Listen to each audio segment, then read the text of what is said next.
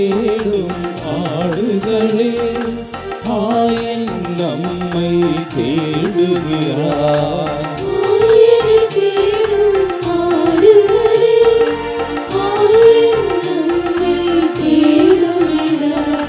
சிதறிய சிறுமந்தை நாமே,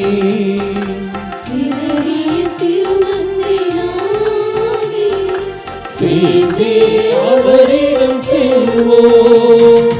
சிறுமந்தையே சேர்ந்திடுவோம், இறையாட்சியை அமைத்திடுவோம். சிறுமந்தையே சேர்ந்திடுவோம், இறையாட்சியை அமைத்திடுவோம். ஆயனை தேடும் ஆடுகளே, ஆயன் நம்மை தேடுகிறார்.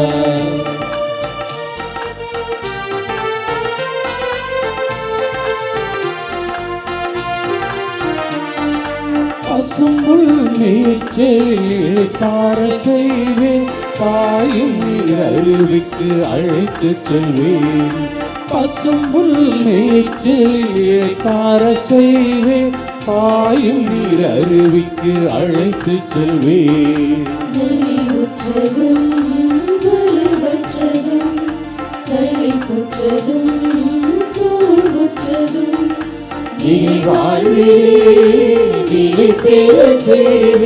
சிறுமந்தையே சேர்ந்திடுவோம், இறையாட்சியை அமைத்திடுவோம். சிறுமந்தையே சேர்ந்திடுவோம், இறையாட்சியை அமைத்திடுவோம். அன்னையின் அன்பு பக்தர்களே, இத்திருப்பலியானது ஆலயத்தில் கூடியிருக்கும் பக்தர்களின் கருத்துக்களுக்காகவும், ஜெயா பிளஸ் தொலைக்காட்சி திருத்தல இணையதளம் மற்றும் அனைத்து சமூக ஊடகங்களின் வழியாக பங்கெடுக்கும் பக்தர்களின் கருத்துக்களுக்காகவும், இன்றைய நாளின் ஒளிபரப்பிற்கு உதவி செய்த நன்கொடையாளர்களின் குடும்ப கருத்துக்களுக்காகவும், நேற்று திருப்பலி எழுதி வைத்தவர்களின் கருத்துக்களுக்காகவும் ஒப்புக்கொடுக்கப்படுகிறது. மேலும் இந்த ஒளிபரப்பை காணுகின்ற அனைத்து அன்னையின் பக்தர்களையும் இறைவன் நிறைவாக ஆசீர்வதிக்கவும் இத்திருப்பலியில் மன்றாடுவோம்.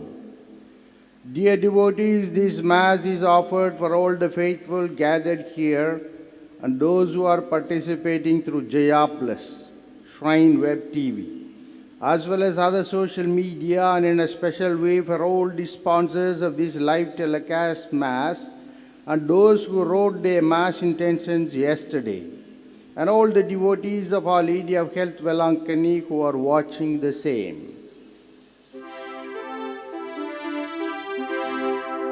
தந்தை மகன் தூயாவியாரின் பெயராலே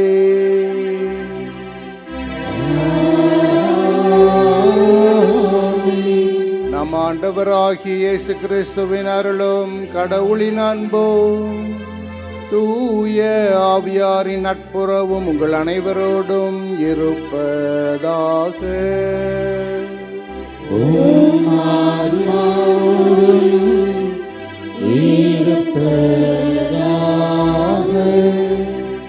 கிறிஸ்து இயேசுவில் அன்புமிக்க சகோதர சகோதரிகளே, அன்னையின் அருள்மிகு பக்தர்களே, தபசு காலத்தில் 3 முக்கியமான நடைமுறைகள், செயல்முறைகள், பக்தி முயற்சிகளை செய்கின்றோம். அதில் 1 ஜெபம், 2 நோன்பு, 3வது தர்மம் செய்தல். இன்றைய வழிபாடு ஜெபம். அந்த ஜெபத்திலே இடைவிடாது ஜெபிப்பது, நம்பிக்கையோடு ஜெபிப்பது, கேட்பதை கேட்டுக்கொண்டே இருப்பதால் நடக்கும் என்ற ஓர் முயற்சி என்றும் தேவை என்பதை இன்றைய வழிபாடு நமக்கு வலியுறுத்துகிறது. எஸ்தர் என்ற இளவரசி முதல் வாசகத்திலே நாம் வாசிக்க இருக்கின்றோம். 4ஆம் அதிகாரம் 17ஆம் வசனம். அவள் இறைவனிடம் மன்றாடுகின்றாள். எதற்காக? மன்னன் யூத மக்களையெல்லாம் அழித்து கொன்றுவிட வேண்டும் என்று ஓர் ஆணை பிறப்பித்து விடுகின்றான். இதை அறிந்த அவருடைய இளவரசியுடைய மாமா வந்து, மன்னனிடம் நீ பேசி இதை இவ்வாறு செய்யக்கூடாது என்று சொல்ல வேண்டும், இறைவனிடம் வேண்ட வேண்டும், மன்னனிடம் இதை பரிந்துரை செய்ய வேண்டும் என்று கேட்கின்றான். இளவரசி ஜெபிக்கின்றாள். அந்த ஜெபம்தான் நாம் கேட்க இருப்பது. ஆண்டவர் கூறுவார், கேளுங்கள் கொடுக்கப்படும், தேடுங்கள் கண்டடைவீர்கள், தட்டுங்கள் திறக்கப்படும் என்று சொல்லுவதற்கு என்ன காரணம்? கேட்டுக்கொண்டே இருக்கலாம், அவர் கொடுத்து கொண்டே இருப்பார். எவ்வளவு வேண்டுமானாலும் கொடுப்பார், நாம் கேட்பதற்கு மேலும் கொடுப்பார். கொடுக்கும் தெய்வம் கொடுத்து கொண்டே இருக்கும், மன்னிக்கும் தெய்வம் மன்னிக்கும். ஜெபிக்க வேண்டியவர்கள் நாம், அதற்காக வந்திருக்கின்றோம். அதை நல்ல முறையில் செய்ய, திருப்பலியை தகுந்த முறையில் கொண்டாட, நம்முடைய குற்றங்குறைகள் பாவங்களை ஏற்று மனம் வருந்தி மன்னிப்பு வேண்டி பலியை ஒப்பு கொடுப்போம்.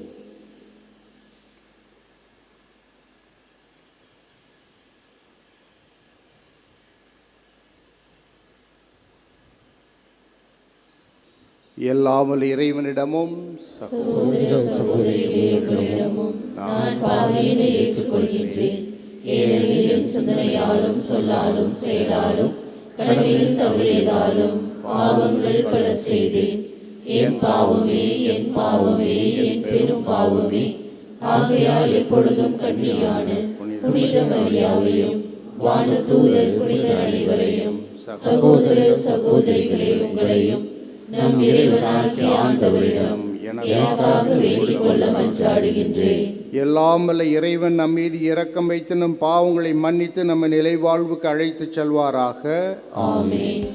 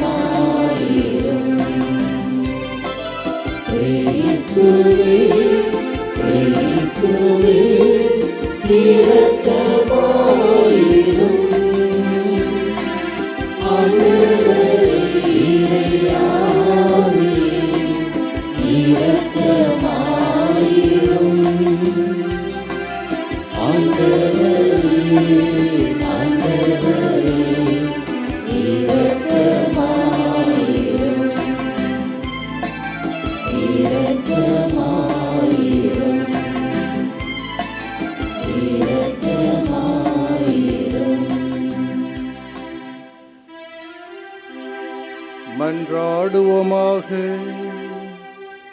ஆண்டவரே, என்றும் நேர்மையானதையே நினைத்து அதையே உடனடியாக செயல்படுத்தும் உள்ளத்தை எங்களுக்கு தந்தருள உம்மை வேண்டுகின்றோம். உம்மால் அன்றி உயிர் வாழ இயலாத நாங்கள் உமக்கு ஏற்ப வாழ ஆற்றல் பெறுவோமாக.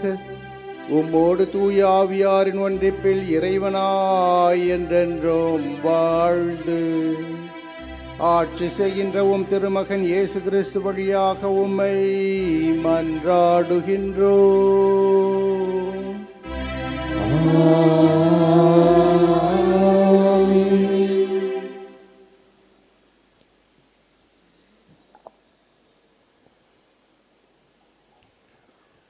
முதல் வாசகம். எஸ்தர் நூலிலிருந்து வாசகம். சாவுக்குரிய துன்பத்தில் துடித்த எஸ்தர் அரசி ஆண்டவரிடம் அடைக்கலம் புகுந்தார்.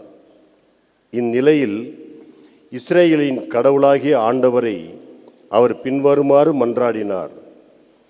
என் ஆண்டவரே, நீர் மட்டுமே எங்கள் மன்னர். ஆதரவற்றவளும் உம்மை தவிர வேறு துணையற்றவளும் ஆகிய எனக்கு உதவி செய்யும். ஏனெனில் நான் என் உயிரை பணயம் வைத்துள்ளேன். ஆண்டவரே, நீர் எல்லா இனங்களிலிருந்தும் இஸ்ரேலை தேர்ந்தெடுத்தீர் என்றும் அவர்களின் மூதாதையர் அனைவரிடத்திலிருந்தும் எங்கள் முன்னோரை என்றென்றைக்கும் உரிமை சொத்தாக தேர்ந்தெடுத்தீர் என்றும் நீர் அவர்களுக்கு வாக்களித்தது எல்லாம் நிறைவேற்றினீர் என்றும் நான் பிறந்த நாள் தொட்டு என் குலத்தாரும் குடும்பத்தாரும் சொல்ல கேட்டிருக்கிறேன். ஆண்டவரே, எங்களை நினைவு கூரும். எங்கள் துன்ப வேளையில் உம்மையே எங்களுக்கு வெளிப்படுத்தும். தெய்வங்களுக்கெல்லாம் மன்னரே, அரசுகள் அனைத்துக்கும் ஆண்டவரே, எனக்கு துணிவை தாரும்.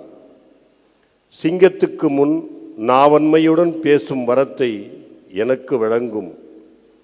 எங்களுக்கு எதிராக போரிடுபவனை மன்னர் வெறுக்கச் செய்யும். இதனால் அவனும் அவனை சேர்ந்தவர்களும் அழியச் செய்யும். ஆண்டவரே, உமது கைவன்மையால் எங்களை காப்பாற்றும். ஆதரவற்றவளும் உம்மை தவிர வேறு துணை அற்றவளுமாகிய எனக்கு உதவி செய்யும். ஆண்டவரின் அருள்வாக்கு. இறைவனுக்கு நன்றி. திருப்பாடல் 138 பதிலுரை பாடல் பல்லவி. ஆண்டவரே, நான் மன்றாடிய நாளில் நீர் எனக்கு செவி சாய்த்தீர்.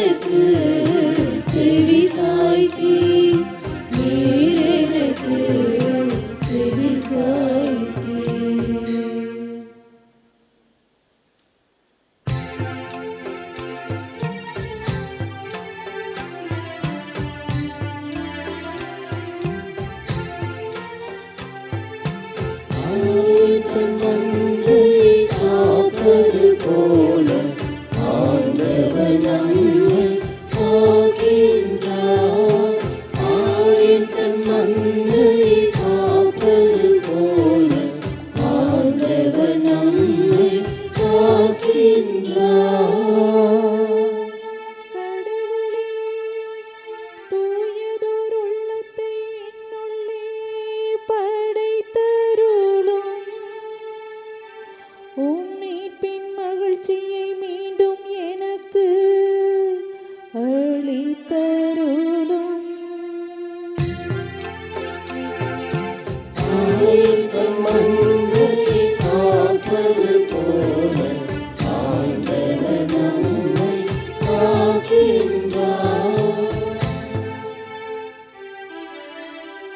ஆண்டவர் உங்களோடு இருப்பாராக.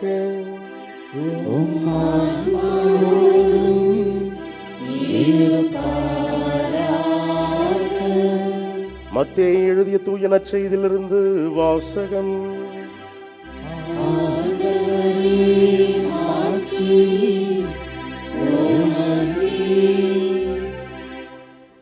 அக்காலத்தில் இயேசு தம் சீடரை நோக்கி கூறியது, கேளுங்கள் உங்களுக்கு கொடுக்கப்படும், தேடுங்கள் நீங்கள் கண்டறிவீர்கள், தட்டுங்கள் உங்களுக்கு திறக்கப்படும். ஏனெனில் கேட்போர் எல்லாரும் பெற்றுக்கொள்கின்றனர், தேடுவோர் கண்டடைகின்றனர், தட்டுவோருக்கு திறக்கப்படும். உங்களுள் எவராவது ஒருவர் அப்பத்தை கேட்கும் தம் பிள்ளைக்கு கல்லை கொடுப்பாரா? அல்லது பிள்ளை மீன் கேட்டால் பாம்பை கொடுப்பாரா? தீயோர்களாகிய நீங்களே உங்கள் பிள்ளைகளுக்கு நற்கொடைகள் அளிக்க அறிந்திருக்கிறீர்கள். அப்படியானால் விண்ணுலகில் உள்ள உங்கள் தந்தை தம்மிடம் கேட்போருக்கு இன்னும் மிகுதியாக நன்மைகள் அளிப்பார் அல்லவா? ஆகையால் பிறர் உங்களுக்கு செய்ய வேண்டும் என விரும்புகிறவற்றை எல்லாம் நீங்களும் அவர்களுக்கு செய்யுங்கள். இறைவாக்குகளும் திருச்சட்டமும் கூறுவது இதுவே. ஆண்டவரின் அருள்வாக்கு.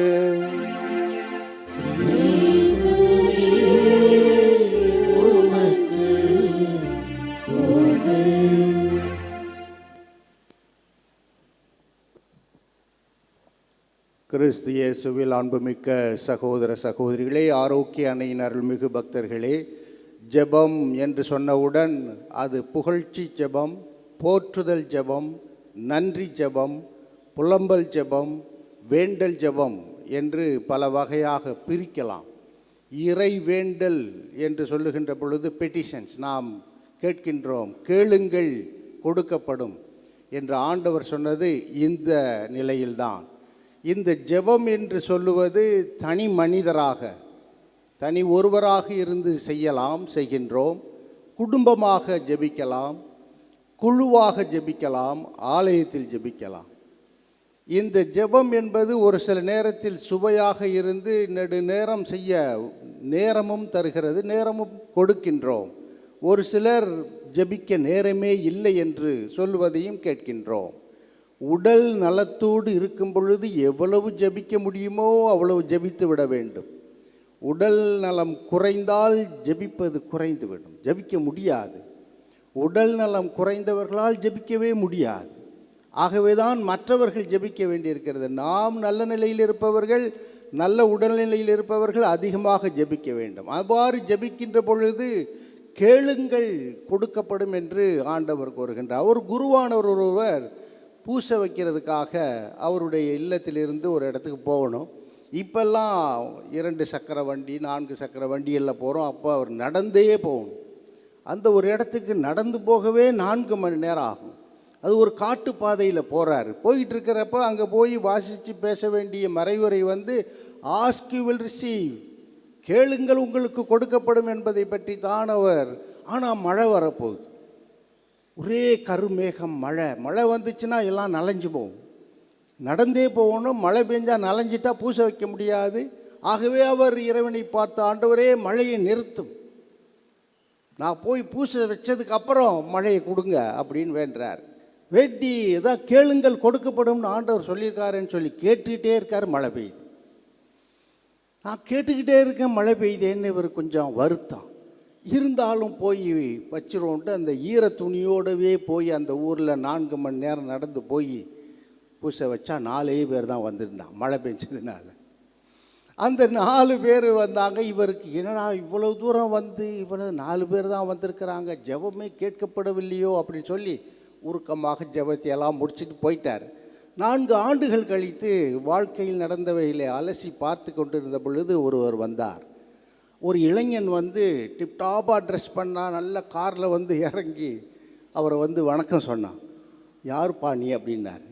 4 ஆண்டுகளுக்கு முன்பாக 4 பேரை வைத்து திருப்பலி நிகழ்த்தினீர்கள். அங்கே கயிறோடு நின்றுக்கிட்டு இருந்தவன் நான் தான். அந்த கயிறு தூக்கு போடுறதுக்காக எடுத்துக்கிட்டு வந்தேன். ட்ரிங்க்ஸ் அடித்து நான் அடிமையாகி தற்கொலை செய்து கொள்ள அங்கே வந்தேன். அதை தற்கொலை செய்ய வேண்டிய நேரத்தில் இந்த ஆலயத்தில் பூசை நடக்குதே பார்த்துட்டு போகணும் உள்ளே வந்தால் நீங்கள் பூசை வச்சுக்கிட்டு அந்த ஜெபம், அந்த மறையுரை, அந்த வாசகம் என்னை தொட்டது. கைத்தை தூக்கி போட்டேன், வாழ்க்கை உருவானது என்று ஒரு பெரிய அதிகாரியாக பணியாற்றி கொண்டிருக்கிறேன். ஏதோ உங்களுக்கு ஒரு ஆலயத்திற்கான ஒரு காணிக்கை என்று செலுத்தி விட்டு செல்கிறார். கொஞ்ச நேரம் கழித்து ஒரு கணவன் மனைவி 2 பேர் வந்து காரில் இறங்குறாங்க. காரில் இறங்கி அந்த ஃபாதர்கிட்ட 4 ஆண்டுகளுக்கு முன்பாக நீங்கள் ஒரு கோயிலில் பூசை வச்சுக்கிட்டு இருந்தீங்க, மழை பெஞ்சு மழையில் நனைஞ்சு அங்கே இருந்த கணவன் மனைவி நாங்கள் 2 பேர் தான். நாங்கள் எதுக்கு அந்த பூசைக்கு வந்தோம்னா, விவாகரத்து இன்னையோடவே பிடிச்சிக்கிட்டு போயிடுவோம், இனிமேல் நம்ம சந்திக்கக்கூடாது, வாழ்க்கை சரியில்லை, கசக்குது, சண்டை போடுறோம், கோபம் வருது, எந்த நேரம் பார்த்தாலும் பிரச்சனை பிரச்சனை பிரச்சனை, வேண்டாம் அப்படின்னு சொல்லித்தான் பூசைக்கு வந்தோம். ஆனால் அந்த திருப்பலி எங்களை மாற்றிவிட்டது. அந்த மறையுறை, அந்த வாசகமும் நீங்கள் அந்த மழையிலே 4 மணி நேரம் நடந்து ஜெபம் செய்து வந்திருக்கின்றீர்கள். ஆகவே நாங்கள் ஒன்று கூடி வாழ முடிவு செய்தோம், மன்னித்தோம், ஒருவரை மதித்தோம். இப்பொழுது குடும்பத்திலே ஒற்றுமை, சந்தோஷம், சமாதானத்தோடு வாழ்கிறோம் என்று காணிக்கை தருகிறார். கடைசியாக ஒரு 4 பேரில் 4வது ஆள் ஒருத்தர் ஒட்டியாடுறார். அந்த பையன் இளைஞன். அவன் நீங்கள் அன்றைக்கு 4 ஆண்டுகளுக்கு முன்பாக பூசை வச்சுக்கின்ற பையன், எனக்கு கவர்மெண்ட்டில் வேலை கிடச்சிருச்சு, அந்த ஆர்டரை வச்சுக்கிட்டு தான் அங்கே நின்னேன். ஆனால் அந்த பூசை, அந்த திருப்பலி, ஆண்டவர் என்னை தொட்டார். நான் அந்த வேலையை விட்டுட்டு குருமானவனாக சேர்ந்தேன். படித்திருந்ததால் 4 ஆண்டுகள் பயிற்சி பெற்று என்று குருப்பட்டம், அதற்கான அழைப்புதல் இது என்று கொடுக்கிறான். 4 பேருடைய வாழ்க்கையிலும் எவ்வளவு புரட்சி, எவ்வளவு புதுமைகள் நடந்திருக்கிறது. கேளுங்கள், கொடுக்கப்படும், கேட்டுக்கொண்டே இருங்கள், நடக்கும். நடந்ததல்லவா, நடக்கிறதல்லவா. தேடுவோர் கண்டடைவர். இன்றைக்கி நம்ம எதை தேடுறோம்? கூகுள், ChatGPT, எதை எடுத்தாலும் போடு, கூகுளில் போடு, ChatGPTயில் போடு, எதையாவது தேடிக்கிட்டே இருக்கா. ஏதோ தப்பி தவறி நம்ம மக்கள் கொஞ்சம் பேர் கோயிலுக்கு வர்றாங்க. நிறைய பேர் ரொம்ப பிஸி ஆகிட்டாங்க, செல்ஃபோன்லேயும் இன்டர்நெட்லேயும் அதுலேயும் இதுலேயும் ரொம்ப பிஸி. என்ன தேடிக்கிட்டே இருக்கான், எதையாவது ஒன்று தேடுறான். அமைதியை தேடுகிறான், வேலையை தேடுகிறான், சுகத்தை தேடுகிறான், பணத்தை தேடுகிறான், புகழை தேடுகிறான், அதிகாரத்தை தேடுகிறான். ஆனால் விவிலியம் என்ன சொல்லுகிறது? நீதியை தேடுங்கள், நேர்மையை தேடுங்கள்.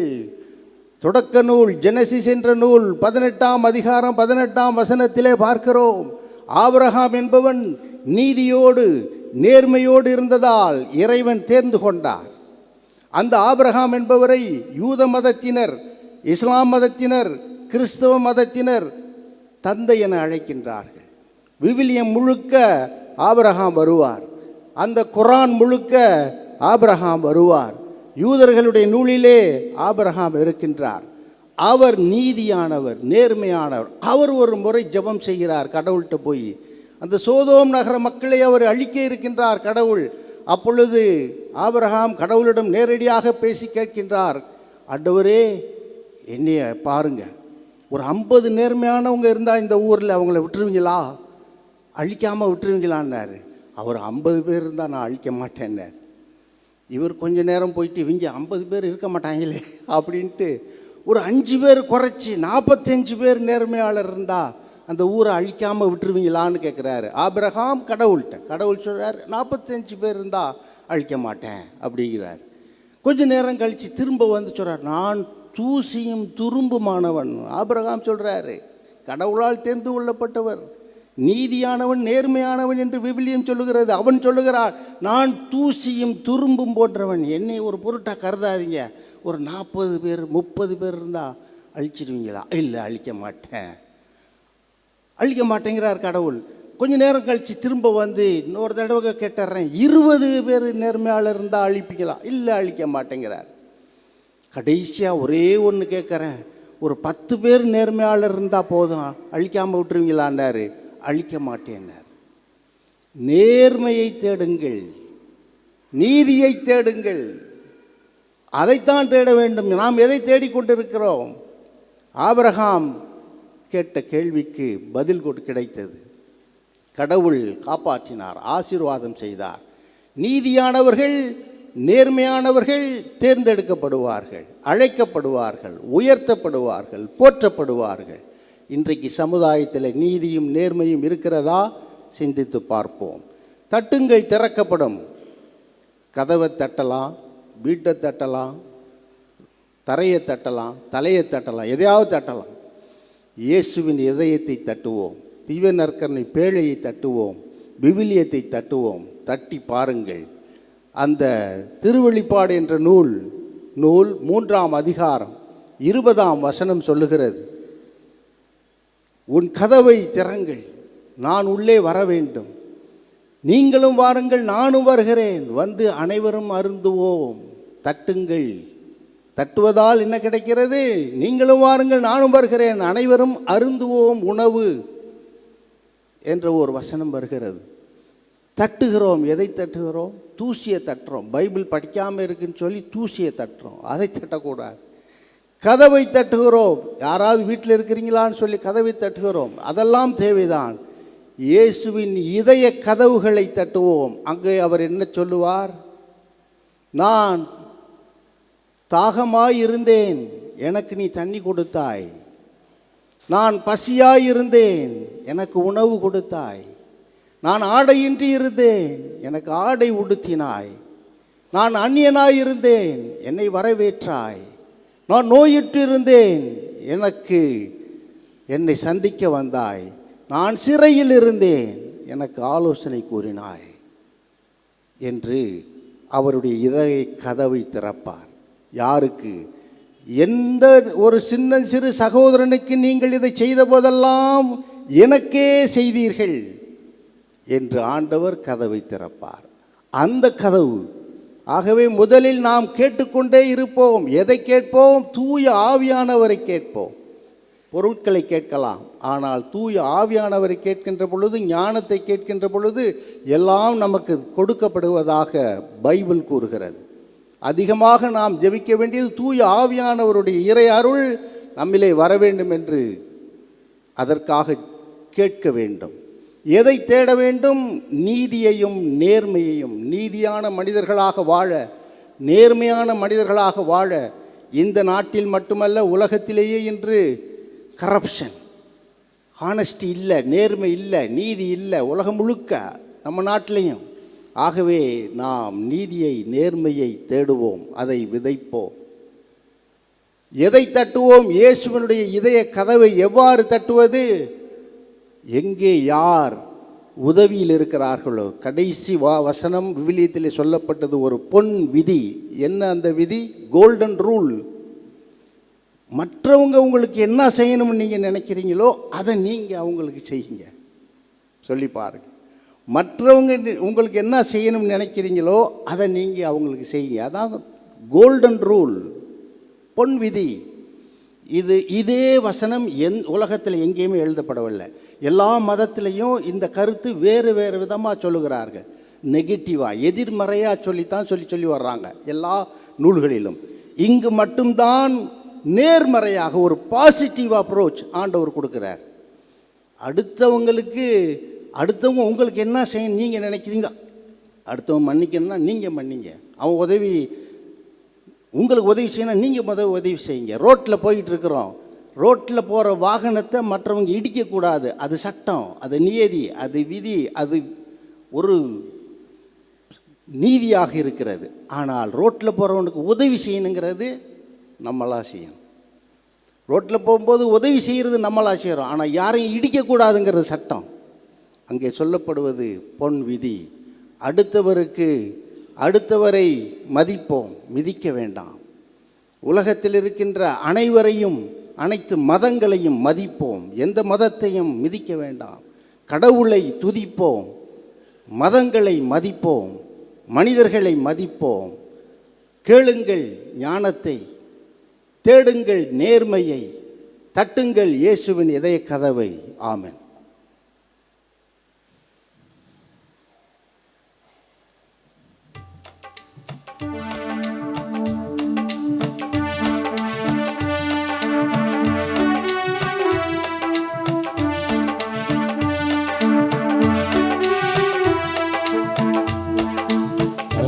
அர்ப்பணமழை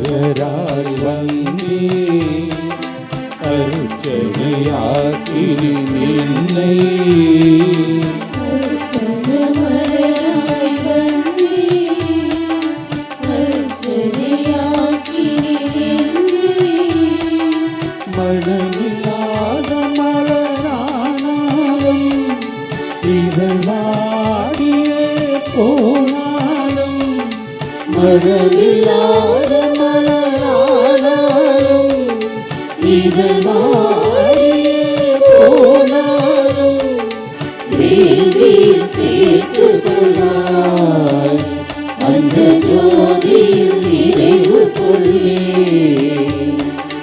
வேள்வியில் சேர்த்துக் கொள்வாய் அந்த ஜோதியில் நிறைவு கொள்வே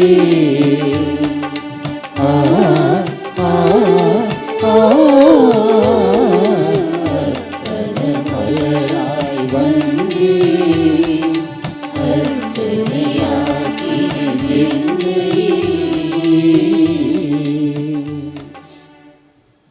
சகோதர சகோதரிகளை, என்னுடையதும் உங்களுடையதுமான பலி எல்லாமல்ல இறைவனாகிய தந்தைக்கு ஏற்றதாகும்படி மன்றாடுங்கள். ஆண்டவர் தமது பெயரின் புகழ்ச்சிக்காகவும் ஆட்சிக்காகவும் நமது நன்மைக்காகவும் புனித திரு அவை அனைத்து நலனுக்காகவும் உமது கையிலிருந்து இப்படியை ஏற்றுக்கொள்வாராக. ஆண்டவரே, உம்மை கெஞ்சி மன்றாடுவோர் மீது இரக்கமாயிரும். உம் மக்களின் காணிக்கைகளையும் வேண்டல்களையும் ஏற்று எங்கள் அனைவரின் உள்ளங்களையும் உம்மிடம் திருப்புவீராக. எங்கள் ஆண்டவராகிய கிறிஸ்து வழியாக உம்மை மன்றாடுகின்றோம்.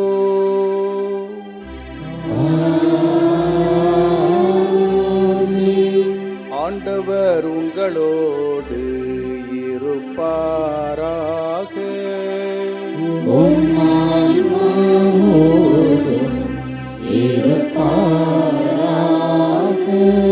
இதயங்களை மேலே எழுப்புங்கள். ஆண்டவரிடம் நாம் இறைவனாகிய ஆண்டவருக்கு நன்றி கூறுவோம்.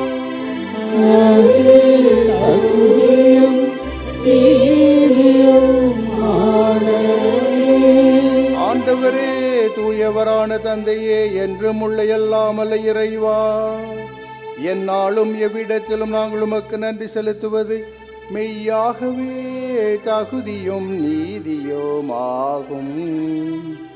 எங்கள் கடமை மீட்புக்குரிய செயலும் ஆகும். எங்கள் தவ முயற்சிகளால் நாங்கள் உமக்கு நன்றி செலுத்தவும், எங்கள் ஆணவத்தை தளர்த்தவும், ஏழைகளுக்கு உணவு அளிக்கவும், இவ்வாறு உமது கனிவிரக்கத்தை பின்பற்றவும் நீர் திருவுளமானி. ஆகவே எண்ணற்ற வானதூதரோடு சேர்ந்து நாங்களும் உம்மை போற்றி புகழ்ந்து ஒரே குரலாய் பாடுவதாவது: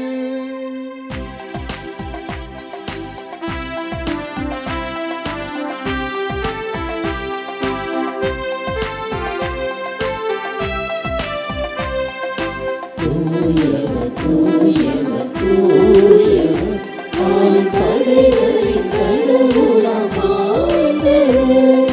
விண்ணகமும் மண்ணகமும் உமது மாட்சியால் நிறைந்துள்ளன. உன்னதங்களிலே ஓசன்னா, உன்னதங்களிலே ஓசன்னா. ஆண்டவர் பெயரால் வருகிறவர் ஆசி பெற்றவர். உன்னதங்களிலே ஓசன்னா, உன்னதங்களிலே ஓசன்னா. ஆண்டவரே, நீர் மெய்யாகவே தூயவர், தூய்மை அனைத்துக்கும் ஊற்று. ஆகவே உம்முடைய ஆவியை பொழிந்து இக்காணிக்கைகளை தூய்மைப்படுத்த உம்மை வேண்டுகின்றோம். இவ்வாறு எங்கள் ஆண்டவர் இயேசு கிறிஸ்துவின் உடலும் இரத்தமுமாக எங்களுக்கு இவை மாறு உணவாக. அவர் பாடுபட உளம் கனிந்து தம்மை கையளித்த போது அப்பத்தை எடுத்து நன்றி செலுத்தி அதை பிட்டு தம் சீடர்களுக்கு அளித்து அவர் கூறியதாவது: அனைவரும் இதிலிருந்து பெற்று உண்ணுங்கள், ஏனெனில் இது உங்களுக்காக கையளிக்கப்படும் என் உடல்.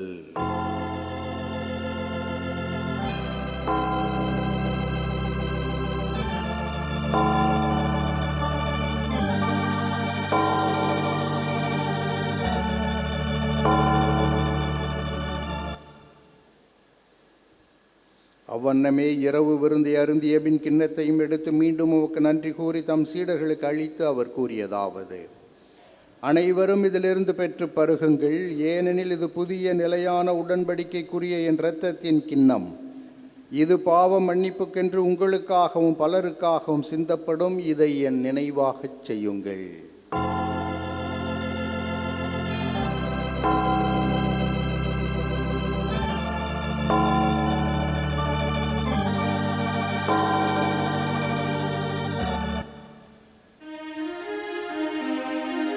நம்பிக்கையின் மறைபொருள்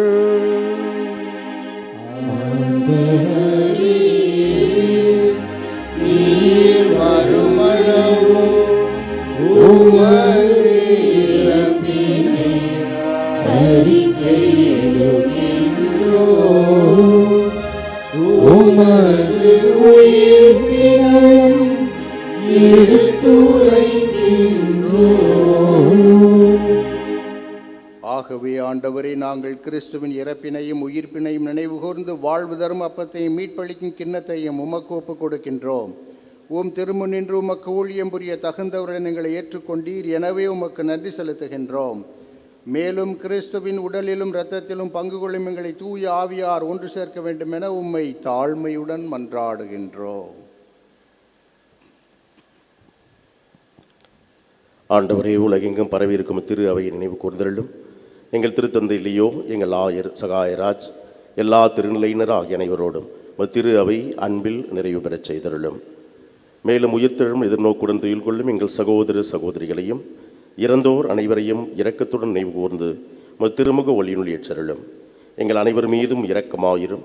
கடவுளின் கன்னித்தாயான புனித மரியா, அவருடைய கணவரான புனித யோசேப்பு, புனித திருத்தூதர்கள், இவ்வுலகிலும் உகந்தவராயிருந்த புனிதர் அனைவருடனும் நாங்கள் இலைவாழ்வில் பங்கு கொள்ளும் தகுதி பெற்று உம் திருமகன் இயேசு கிறிஸ்து வழியாக உம்மை புகழ்ந்தேத்து மரமருள உம்மை மன்றாடுகின்றோம்.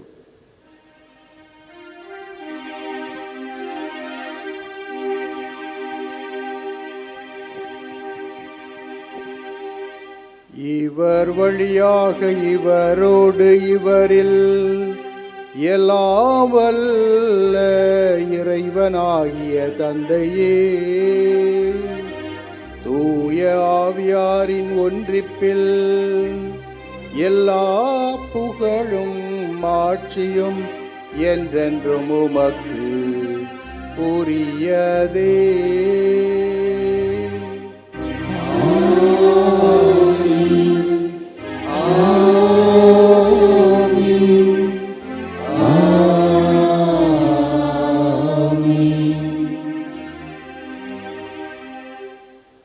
மீட்பரின் கட்டளையால் கற்பிக்கப்பட்டு இறை படிப்பினையால் பயிற்சி பெற்ற நாம் துணிந்து பாடுவோம்.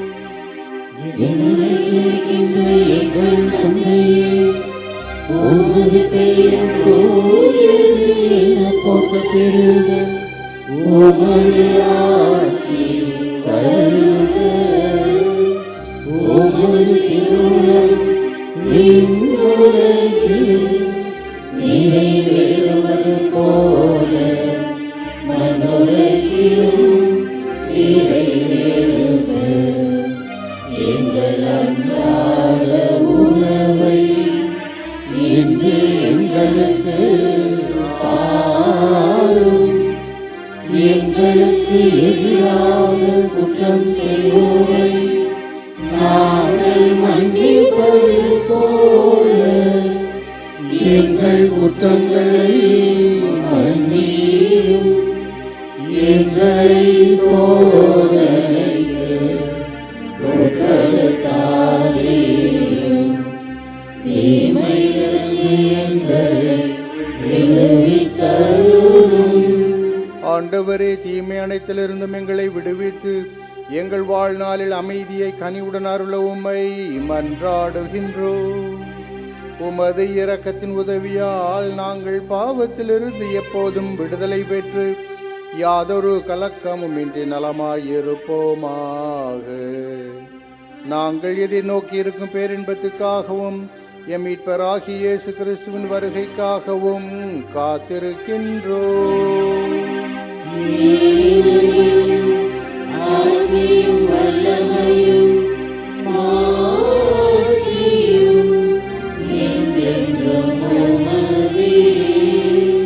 ஆண்டவரே இயேசு கிறிஸ்துவே, அமைதியை உங்களுக்கு விட்டுச் செல்கின்றேன், என் அமைதியை உங்களுக்கு அளிக்கின்றேன் என்றும் திருத்தூதர்களுக்கு மொழிந்தீரே. எங்கள் பாவங்களை பாராமல் உமது திரு அவையின் நம்பிக்கையை கண்ணோக்கி உமது திருவுளத்துக்கு ஏற்பதற்கு அமைதியையும் ஒற்றுமையும் அளித்தருள்வீராக. என்றென்றும் வாழ்ந்து ஆட்சி செய்கின்றவர் நீரே.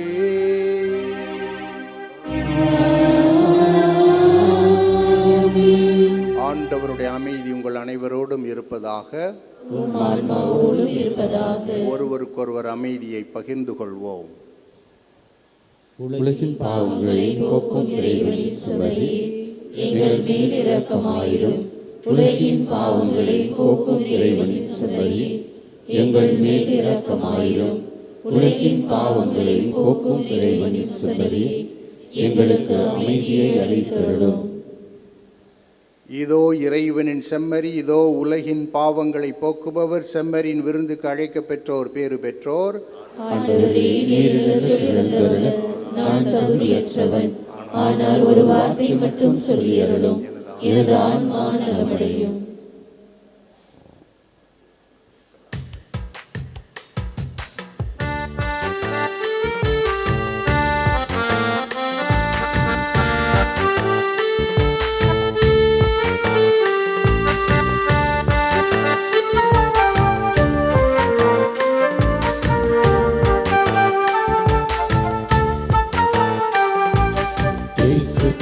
விருந்திது உண்ண வாருங்கள், இறையரசின் உணவிது பகிர்ந்து கொள்ளுங்கள்.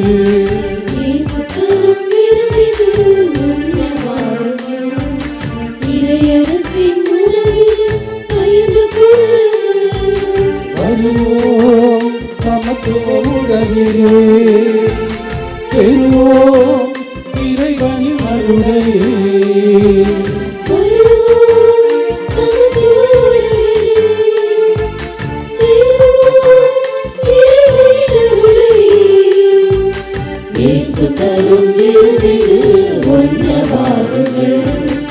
இறையரசின் உணவிது பகிர்ந்து கொள்ளுங்கள்.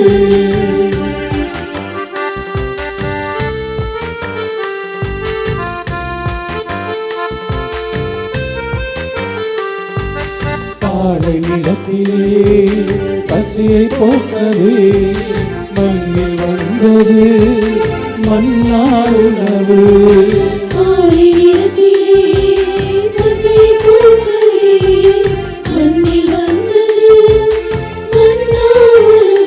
இங்கு வாழும் மக்களின் துயரை போக்கவே தேடி வந்தது இந்த தெய்வீக உணவு.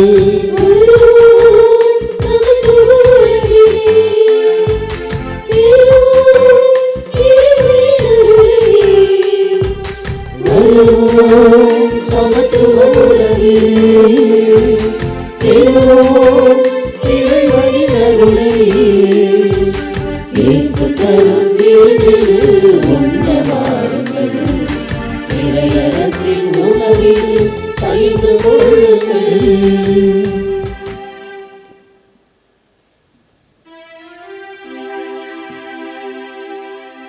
மன்றாடுவோமாக. ஆண்டவரே, எங்கள் இறைவா, எங்கள் மனம் திரும்புதலின் அரணாக புனிதமிக்கையும் அறை நிகழ்வுகள் விளங்க உம்மை வேண்டுகின்றோம். அதனால் இக்காலத்திலும் வருங்காலத்திலும் இவற்றை எங்களுக்கு அருமருந்தாய் ஆக்குவீராக. எங்கள் ஆண்டவராகிய கிறிஸ்து வழியாக உம்மை மன்றாடுகின்றோம்.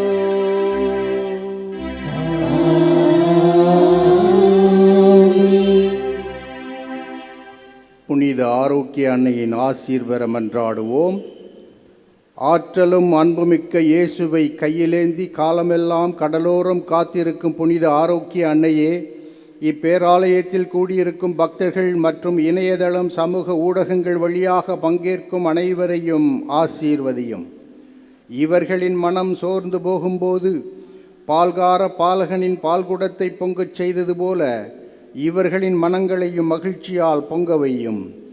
இவர்கள் தோல்வியால் துவண்டு போகும்போது நடக்க இயலாத சிறுவனை நடக்க வைத்தது போல இவர்களையும் எழுந்து நடக்க வையும்.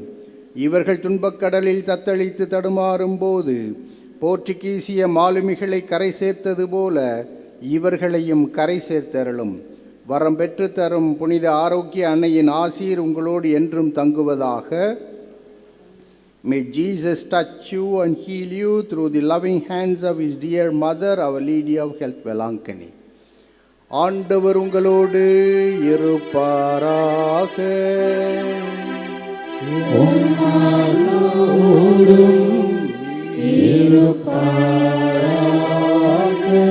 எல்லாமல்ல இறைவன் தந்தை, மகன், தூய ஆவியார் உங்கள் அனைவரையும் ஆசீர்வதிப்பாராக.